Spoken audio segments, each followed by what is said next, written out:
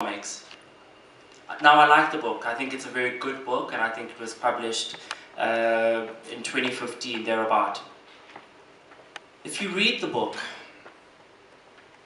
thank you very much. If you read the book, it paints a very interesting, colourful experience of trade, particularly in the township spaces. Now, what I don't like about the book is that it propagates and advances a very problematic narrative, certainly in my opinion. What the book advances is the fact that, yes, township economies might be informal, and the truth of the matter is they are, right? As the Honourable MEC has alluded to, there are many issues that township entrepreneurs encounter. So while the township economy might be informal, I think what the book advances from a narrative point of view is the fact that while we might contribute to the economy, we will remain an informal sector. The economy will remain informal. And I'd like to disrupt that. I'd like to question and challenge that.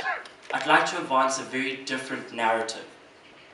A narrative that says, let us think big, right? But in thinking big, I think it's quite important that I acknowledge that the challenges that entrepreneurs that operate in the township face on a daily basis might prevent you from thinking big.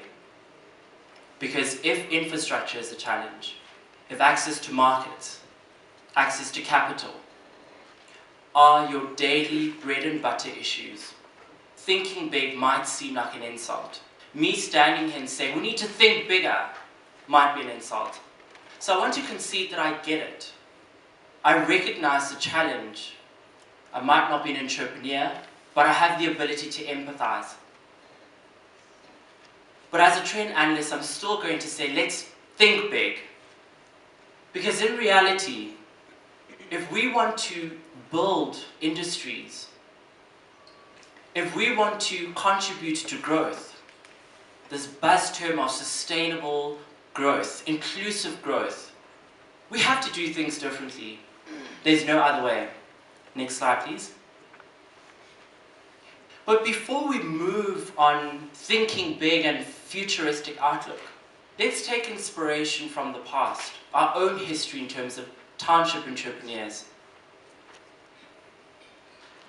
Some of the most powerful entrepreneurs in this country were born in the townships. Not only born in the townships, they created their businesses operating primarily in the townships.